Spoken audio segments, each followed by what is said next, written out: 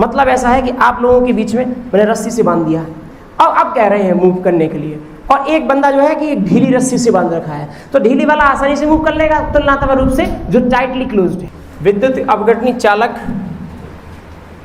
या विद्युत अपघटनी चालन को प्रभावित करने वाले कारक, जो आपने क्वेश्चन लिखा है ना अभी हाल, वही वाला है ये पार्ट, उसमें 5 हेडिंग लिखाई गई हैं। ध्यान से सुने प्लीज़ बच्चे, ध्यान दें, बात ना करें, ध्यान से सुने। 5 हेडिंग डाली गई, ये 5 नंबर का क्वेश्चन है और इम्पॉर्टेंट क्वेश्चन है, कई बार आया है। 5 हेडिंग जो लिखी हैं वहीं एग्जैक्टली आपको लिखना है, अपनी साइड से कुछ ऐड नहीं कर सकते हैं। दूसरी बात, हर हेडिंग में कम से कम आपके पास 4 से 5 लाइनें होना चाहिए लिखने के लिए, उल जलूल लाइनें नहीं जो उसका संदर्भ रखती हैं। आपको तो काफ़ी ज़्यादा डिटेल में लिखाया गया है, उसका आधा भी लिख देंगे तो भी आपको फुल मार्क्स मिल जाएंगे, ठीक है। 5 मार्क्स आएगा, सीधा 5 मार्क्स में आएगा ये क्वेश्चन, कई बार आ भी चुका है, 2-3 बार तो रिपीट हुआ ही है, रिपीटेड क्वेश्चन है, इंपॉर्टेंट भी है।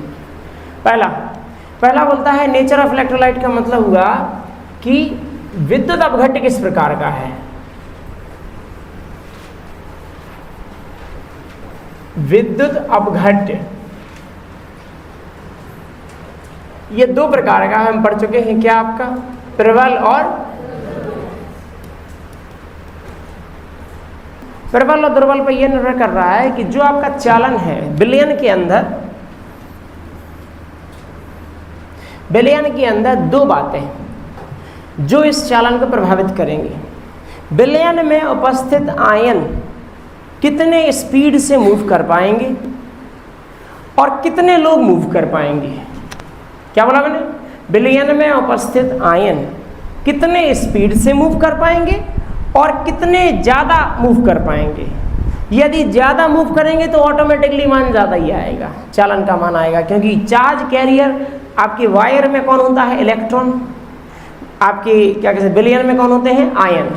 सो आपका आयन कितनी ज़्यादा गिनती में है, एक तो ये सवाल है, और आयन कितने स्पीडली जाएंगे, एक ये सवाल है। इसी के अलग अलग तरीके हैं यहाँ पे बताने के। सो पहला केस है कि प्रबल विद्युत अपघट्य। प्रबल विद्युत अपघट्य में आयनों की संख्या क्या होती है आपकी? अधिक। क्यों? क्योंकि उनका आयनन अधिक मात्रा में होता है। दुर्बल विद्युत अपघट्य में आयनों की संख्या अधिक नहीं होती है, आयनन की मात्रा भी क्या होती है? कम। 100 में से मतलब 99 मॉलिक्यूल टूट जाएंगे, पता चला 100 में से केवल 5-6 मॉलिक्यूल ही टूटे, 5-6 अणु ही टूटे आपके आयनों में। सो प्रबल विद्युत अपघट्य का यदि आप यूज़ करेंगे तो विद्युत अपघटनी चालन का मान अधिक आएगा। दुर्बल विद्युत अपघट्य का यूज़ करेंगे तो विद्युत अपघटनी चालन का मान कम आएगा। पहला केस मेरे हिसाब से क्लियर होना चाहिए। दूसरा केस आता है आपका size of ion and solvation. ये क्या है आपका? सी साइज ऑफ आयन,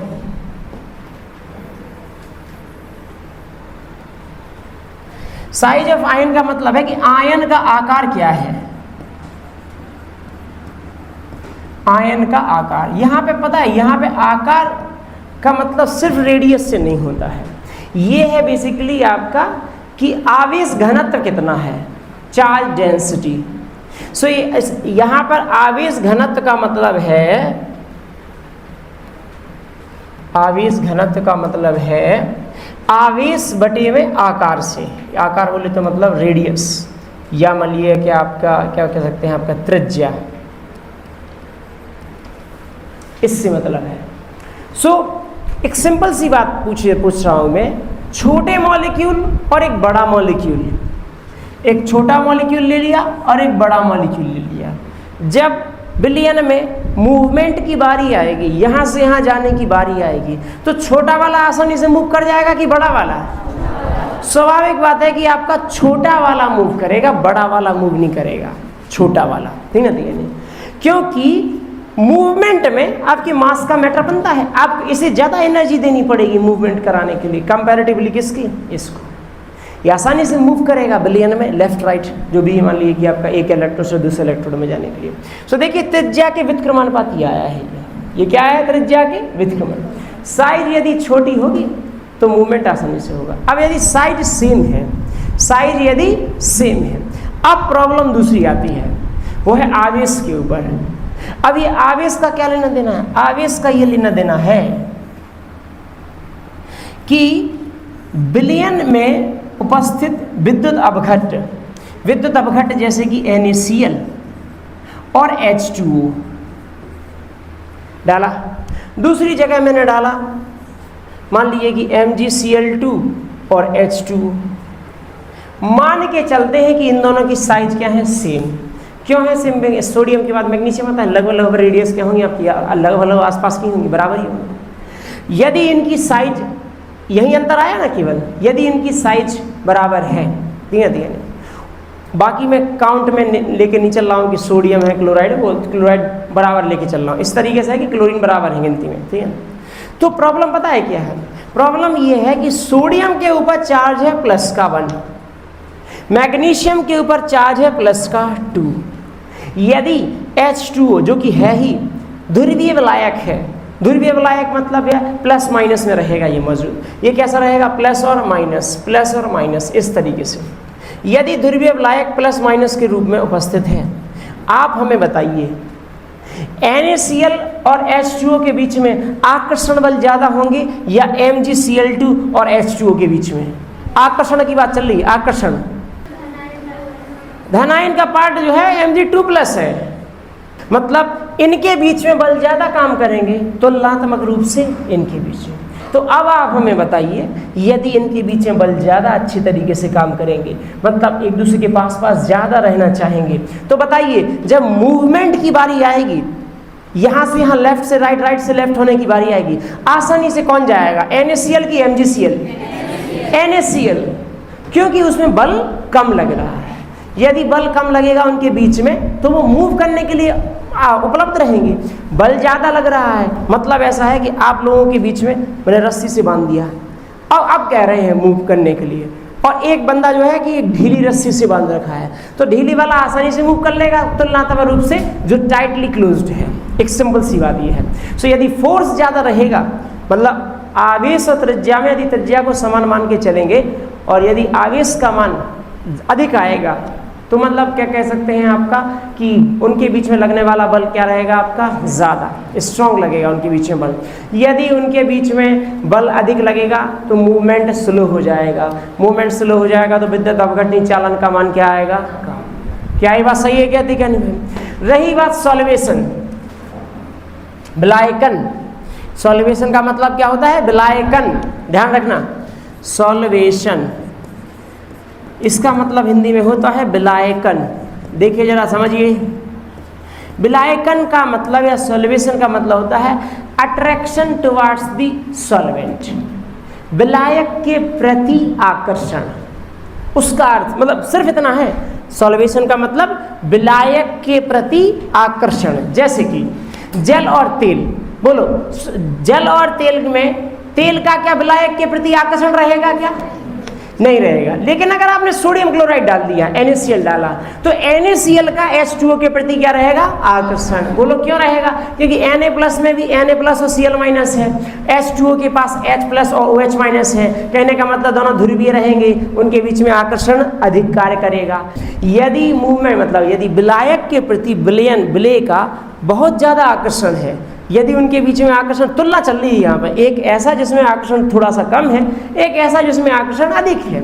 यदि एक केस में आकर्षण अधिक रहा तो बेसिकली हम कह देंगे कि उस केस में आपका विद्युत अपघटनी चालन का मान क्या आएगा, कम, क्योंकि मूवमेंट नहीं होने देगा, क्योंकि उनके बीच में लगने वाला फोर्स ज़्यादा स्ट्रॉन्ग काम कर रहा है। क्या ये बात सही कहती कहीं? सो ये दो केस मैंने समझा दिए, नेचर ऑफ इलेक्ट्रोलाइट हो गया, साइज ऑफ आयन या सॉल्वेशन का पार्ट हो गया। इनमें कुछ नहीं, ज़्यादा दिमाग नहीं लगाना है, जो एग्जैक्ट बात है उसको 2-3 लाइनों के अंदर निपटा दो बस। हर बात की हेडिंग, 5 हेडिंग को अच्छे तरीके से दिमाग में रख लो, उन पॉइंट्स को अच्छे तरीके से देख लो कि साइज का मतलब ये होता है, इससे बढ़ने से इसके घटने से ये होता है, बस वही चीज़ छाप देनी है। नेक्स्ट आता है nature of solvent and viscosity. Viscosity को कहते हैं श्यानता। क्या कहते हैं इसे? श्यानता। श्यानता का सिंपल और साधारण शब्दों में मतलब है गाढ़ेपन से। किससे मतलब है? गाढ़ेपन से। मतलब श्यानता इस बात पर निर्भर करती है कि उनके बीच में लेयर्स, जो आपकी मैंने कई बार इस प्रकार से बताया ना आपको कि विलयन कैसे होता है, एक अणु की लेयर, फिर दूसरे की, फिर तीसरे की, इसी प्रकार से होता है। सो इन लेयर्स के बीच में कितना ज़्यादा आकर्षण बल है। यदि किसी विलायक की श्यानता अधिक है यदि किसी विलायक की श्यानता अधिक है तो भाई उसके अंदर मूवमेंट नहीं हो पाएगा आसानी से, और किसी विलायक की श्यानता कम है, पतला अधिक है, मतलब उसके अंदर विलयन के अंदर आयन आसानी से मूव कर सकते हैं। सो एक सिंपल सी बात ये चलती है कि विलयन जो विलायक है उसके नेचर पे तो डिपेंडेंट है ही, साथ में विलयन के अंदर जो श्यानता बन रही है उसके अंदर भी डिपेंडेंट है। यदि श्यानता का मान अधिक होगा, ध्यान से सुन लीजिए, श्यानता का मान अधिक होगा तो आपका विद्युत अपघटनीय चालन का मान क्या हो जाएगा? कम। यदि श्यानता का मान आपका कम होगा तो विद्युत अपघटनीय चालन का मान बढ़ जाएगा। मतलब यहाँ पे जो फैक्टर्स पड़ते हैं ना, सबको एक साथ में नहीं तुलना कर सकते हैं, हमें बाकी फैक्टर समान रखने पड़ेंगे। सिर्फ श्यानता ही एकमात्र मुख्य कारण हो तब तुलना की पाएगी। ऐसा नहीं हो पाएगा कि श्यानता को घटा बढ़ा रहे हो, इसको भी घटा बढ़ा रहे हो, पता चला श्यानता तुम बोल रहे हो श्यानता कम ले ली और दुर्बल अपघट ले लिया, और उल्टा दूसरा केस तुलना कर रहे हो उससे कि जहाँ पे श्यानता अधिक है और प्रबल विद्युत अपघट है। ऐसा नहीं कर पाएंगे, सब पदार्थ सेम है, बाकी हम किसी एक फैक्टर पे तुलना कर रहे हैं तो फिर बात चलेगी। अच्छा जी, 3 पॉइंट मेरे हिसाब से बिल्कुल आसान थे और आपके क्लियर रहने चाहिए। चौथा पॉइंट है concentration of solution. Concentration of solution का क्या लेना देना है? बेसिकली सांद्रता का। ये बहुत इंपॉर्टेंट है, ध्यान से सुन लो अच्छे तरीके से, एक बार सीख जाओगे फिर इस चैप्टर में आने वाले कम से कम 5-6 क्वेश्चन जो हम थियोरटिकल वाले उन पे जो है आपका काम सही रहेगा। सुने, कंसंट्रेशन, कंसंट्रेशन का मतलब है विलयन की सांद्रता,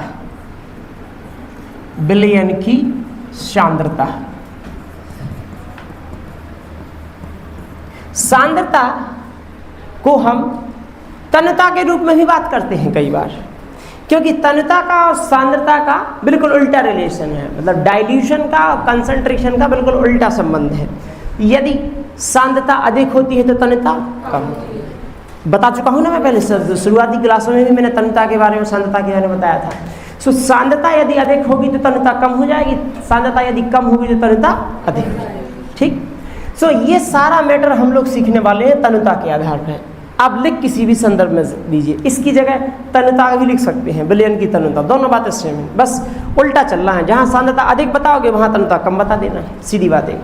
ध्यान से समझो, यहाँ 2 केस बनते हैं, 2 इंपॉर्टेंट केस एक्सप्लेन्ड है।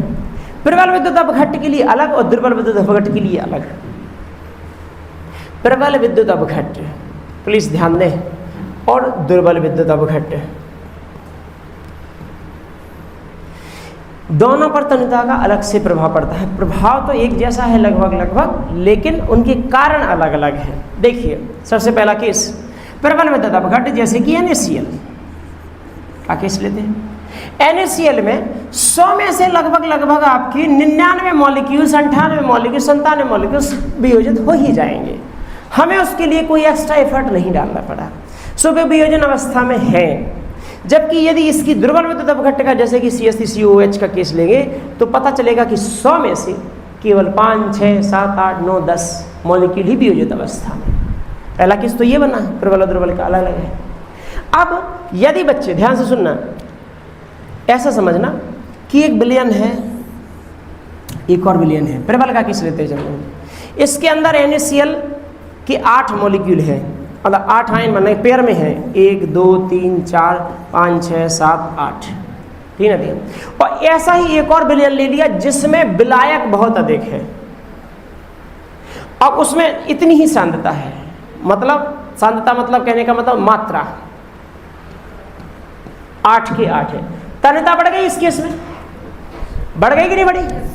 तनु हो गया, ये ज्यादा विलयन तनु हो गया, विलायक अधिक आ गया इसके अंदर। अब आप हमें बताइए, जब मूवमेंट की बारी आएगी तो भाई ये आसानी से मूवमेंट करेंगे कि यहाँ आसानी से मूवमेंट होगा? बोलो बात सही है कि नहीं? दिखा नहीं भाई, क्यों? क्योंकि स्पेस अधिक है। मूवमेंट उनके बीच में लगने वाला आकर्षण बल उनके बीच की दूरी पर भी निर्भर करता है। चूंकि यहाँ पे बीच में दूरियां काफी ज्यादा है, आकर्षण बल कम लगेंगे और वो आसानी से मूव कर पाएंगे तुलनात्मक रूप से यहाँ। तो प्रबल विद्युत अपघट में यदि आप तन्यता बढ़ाते हैं, ध्यान से सुनना, दोनों के कारण अलग अलग है, 2 नंबर का क्वेश्चन भी बनता है अलग अलग तरीके से। प्रबल विद्युत अपघट में तन्यता बढ़ाने पर आपका विद्युत अपघटनीय चालन का मान बढ़ेगा कि घटेगा? बढ़ेगा। तन्यता बढ़ाने पर विद्युत अपघटनी चालन का मान बढ़ेगा घटेगा में बढ़ेगा। ठीक है, क्यों बढ़ेगा? तो इसका उत्तर ये लिखना, तन्यता बढ़ाने पर विद्युत अपघटनी चालन, चूंकि विद्युत अपघटनी चालन में यदि आपने प्रबल विद्युत अपघट लिया है, प्रबल विद्युत अपघट लगभग पूर्णतः आयनित होता है, आयनों की संख्या अधिक होती है, उनमें आकर्षण बल कार्य करता है। यदि तन्यता बढ़ाते हैं तो उनके बीच में आकर्षण बल क्या पड़ जाएगा? कमजोर। क्यों? क्योंकि दूरी बढ़ जाएगी उनके बीच में, क्योंकि आपने स्पेस दे दिया अपनी साइड से। यदि आकर्षण बल कमजोर हो गया तो आयन आसानी से मूवमेंट कर सकते हैं, आयन आसानी से चालन कर सकते हैं, इस कारण से विद्युत अपघटनी चालन का मान बढ़ जाता है। अब ये सब मतलब प्रबल जो आपकी चालन है, चालन का मान बढ़ा जब तन्यता का मान हमने बढ़ाया, बोलो बात सही है। यदि तन्यता का मान घटाएंगे तो चालन का मान घट जाएगा, लेकिन सांद्रता का मान यदि मैंने बढ़ाया, मतलब वो ये केस है, इसके घटने का केस है, इसके घटने का केस है, तन्यता का केस क्या होगा? घटेगा, मतलब इस केस में क्या हो जाएगा? चालन घटेगा। यदि आपने सांद्रता घटाई, मतलब ये केस है, तन्यता बढ़ाने का केस है, मतलब चालन का केस क्या हो जाएगा? क्या ये बात सही है? कहती है नहीं? चारों केस मैंने बता दी है। अगर मतलब केस क्या है वो एक ही बात एक्सप्लेन करते हैं अलग अलग तरीके से। ये बात प्रबल विद्युत अपघट्ट में उनके बीच में लगने वाले आकर्षण बल को लेकर एक्सप्लेन की गई है, जबकि दुर्बल विद्युत अपघट्ट का केस अलग है। यहाँ पर आकर्षण बल की चर्चा क्यों है जबकि यहाँ पर आकर्षण बल की चर्चा क्यों नहीं है? ऐसा इसलिए है क्योंकि ये पूर्णतः आयनित थे, सो आयनों की संख्या ज़्यादा थी, इसलिए उनके बीच में लगने वाले आकर्षण बल पर चर्चा चल रही थी, जबकि यहाँ पे पूरी तरीके से आयनित नहीं हो पाना है। सो आपका 100 में से पता चला कि केवल 5, 6, 7, 8 मॉलिक्यूल ही ब्रेक हुए। अब यदि कम मॉलिक्यूल ब्रेक होंगे तो बेसिकली आयन मौजूद ही नहीं है इतना प्रबल आकर्षण बल के लिए। लेकिन अब केस क्या है? यहाँ पर केस दूसरा बनता है। कैसा? यहाँ पर केस ये बनता है कि यदि आपने तन्यता बढ़ाई, पहले ये केस समझते हैं कि ये जो क्या कह सकते हैं वियोजन हो रहा है CH3CO- और H+ में, ये जो वियोजन हो रहा है ये कौन करवा रहा था? वियोजन कौन करवा रहा था? ये वियोजन विलायक। ये कौन करवा रहा था वियोजन? विलायक। अभी हाल ध्रुवीय विलायक का केस लिया ना, यदि आपने विलायक का ध्रुवीय लिया तो वियोजन नहीं करवाने वाला है। यदि आपने विलायक बहुत अच्छा और ध्रुवीय विलायक लिया, बेसिकली वो क्या करवाएगा? प्लस माइनस उसके पास मौजूद है, वो आने वाले पदार्थ के प्लस को माइनस को अलग अलग तरीके से खींचेगा। ऐसा होने के कारण उसको अलग अलग करने की कोशिश करेगा। अब समझना, जल का केस यदि मैं लेता हूँ तो जल प्रबल विद्युत अपघट्ट को भी तोड़ना चाहेगा, दुर्बल विद्युत अपघट्ट को भी तोड़ना चाहेगा, लेकिन दुर्बल विद्युत अपघट्ट उतनी मात्रा में नहीं टूट रहा था। यहाँ तक कहानी मेरे हिसाब से क्लियर होनी चाहिए। अब चूंकि जल के कारण ही ये वियोजन हो रहा था, चूंकि जल के कारण ही ये वियोजन हो रहा था, यदि मैंने जल की मात्रा बढ़ाई तो बताइए वियोजन बढ़ेगा कि घटेगा? भाई जल के कारण ही वियोजन हो रहा है, मैंने जल और मिला दिया उसके अंदर। सो बेसिकली मैं और ध्रुवीय विलायक को मिलाता जाऊंगा तो वियोजन उसका बढ़ता जाएगा। लेकिन अब मैं ये तो नहीं कह सकता हूँ, मैं ये नहीं कह सकता हूँ कि मैंने कितना जल मिलाया तो वियोजन और बढ़ जाएगा। मुझे लगातार मिलाते जाना पड़ेगा उसके अंदर जल। तो एक कंडीशन ऐसी आएगी जब मुझे बहुत सारा जल मिलाना पड़ेगा, यदि इसको भी 99 और 100 तक पहुँचाना है। ऐसा केस कहलाता है अनंत तन्यता, जिसे कहते हैं इनफाइनाइट डाइल्यूशन। बच्चे ध्यान से देखें, अनंत तन्यता क्या है? सो अनंत तन्यता में 2 कंडीशन बनती हैं, लिखा देंगे चिंता ना करें। अनंत तन्यता में 2 कंडीशन बनती हैं। पहला कंडीशन ये बनता है, अनंत तन्यता में जो विलायक है वो बहुत मात्रा में उपस्थित होता है। सो हम कह सकते हैं कि उस केस में जो विद्युत अपघट्ट होगा वो लगभग पूरा आयनित हो चुका है, चाहे वो दुर्बल हो चाहे वो प्रबल। प्रबल तो पहले से भी आयनित था। यदि दुर्बल भी है तो दुर्बल का मैंने केस बताया ना कि यदि मैंने जल मिलाता चला गया तो पता चला पहले 5 थे, बाद में 6 हो गए, 7 हो गए, 8 हो गए और वियोजन होने लगा। और यदि मैंने अनंत तन्यता के केस से पहुंचा तो मैं मान सकता हूं कि दुर्बल विद्युत अपघट्ट का भी लगभग पूर्ण वियोजन हो गया होगा। सो पहला केस ये चलता है कि अनंत तन्यता वो केस है जिसमें विद्युत अपघट्ट का लगभग पूर्ण वियोजन हो चुका होता है। ठीक। दूसरा केस आता है कि मतलब दूसरा केस क्या उसी के बेसिस पर है कि अनंत तनुता पर इतना अधिक विलायक होता है कि विद्युत अपघट्ट के आयनों के बीच में लगने वाला बल लगभग नगण्य हो जाता है। उनके बीच की दूरियां इतनी बढ़ जाएंगी कि उनके बीच लगने वाला आकर्षण बल क्या हो जाता है, बहुत ही कमजोर, मतलब बहुत ही ना के बराबर। सो दो केस बनते हैं, मतलब दो बातें, दो पॉइंट बतानी पड़ती हैं अनंत तनुता के केस में। पहला पूर्ण वियोजन का केस, दूसरा उनके बीच में लगने वाला आकर्षण बल लगभग नगण्य है। क्या ये बात सही है क्या? ठीक है। तो जब आप अनंत तनुता पर दुर्बल विद्युत अपघट्ट की चर्चा करोगे तो इसका वियोजन लगभग पूरा हो चुका है। तो क्या यहाँ पर वियोजन की कोटि का मान कितना आ जाएगा? बोलो बात सही है क्या? ठीक है नहीं? इसी को वियोजन की कोटि बोल दीजिए, इसी को आयनन की कोटि बोल दीजिए, क्योंकि वियोजन में आयन निकलना है इस केस में, तो ठीक है। सो आयनन की कोटि या वियोजन की कोटि का मान कितना होता है आपका? इकाई। ये केस तब बनता है जब अनंत तनुता आती है। अनंत तनुता क्यों आती है? जब आप और अधिक विलायक मिलाते चले जाते हैं। और अधिक विलायक से क्या फर्क पड़ता है? और अधिक विलायक से ये फर्क पड़ता है, विलायक की वजह से ही वियोजन हो रहा था। यदि आपने और विलायक मिला दिया तो चांसेस होंगे कि और वियोजन शुरुआत हो। आपने और विलायक मिला देगा, और मिलाएगी, जब तक कि लगभग पूरा वियोजित ना हो जाए। क्या ये बात सही है क्या? तो देखो बच्चे, प्रबल के लिए अलग एक्सप्लेनेशन है तनुता का, दुर्बल के लिए अलग एक्सप्लेनेशन है। प्रबल के लिए हम बलों के बारे में चर्चा कर रहे हैं। क्यों कर रहे हैं? क्योंकि वो वियोजित तो पहले से है ही। सो यदि आपने प्रबल विद्युत अपघट्ट की तनुता बढ़ाई, उनमें लगने वाले बल लगभग ना के बराबर काम करेंगे या बहुत कमजोर पड़ जाएंगे। ऐसा होने के कारण मूवमेंट बढ़ेगा और वो आपका चालन का मान भी बढ़ाएंगे। अच्छा, दुर्बल विद्युत अपघट्ट के केस में अलग है। दुर्बल विद्युत अपघट्ट के केस में यदि आपने तनुता बढ़ाई तो बेसिकली वियोजन बढ़ेगा।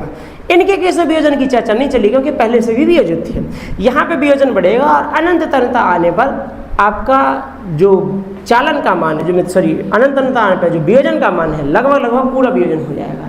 पूरा वियोजन होने के कारण विलयन में उपस्थित आयनों की संख्या भी बढ़ जाएगी। विलयन में उपस्थित यदि आयनों की संख्या बढ़ जाएगी तो हम कह सकते हैं कि यहाँ पर विद्युत अपघटनी चालन का मान भी अधिक आएगा।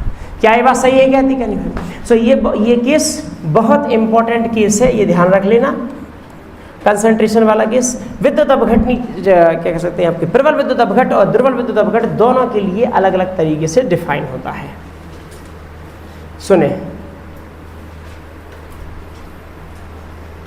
नेक्स्ट केस आता है तापमान। ये तो पूरे पांचों में से सबसे आसान यही है।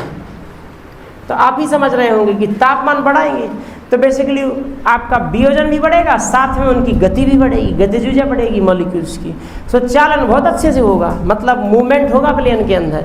यदि मूवमेंट अच्छे से होगा तो हम कह सकते हैं तापमान बढ़ाने पर आपका विद्युत अपघटनी चालन का मान बढ़ेगा। क्या ये बात सभी की क्लियर है? कहती क्या है? सही है भाई? ठीक है भाई। बस यही कहानी, स्टोरी को मैं एक बार पढ़ देता हूँ।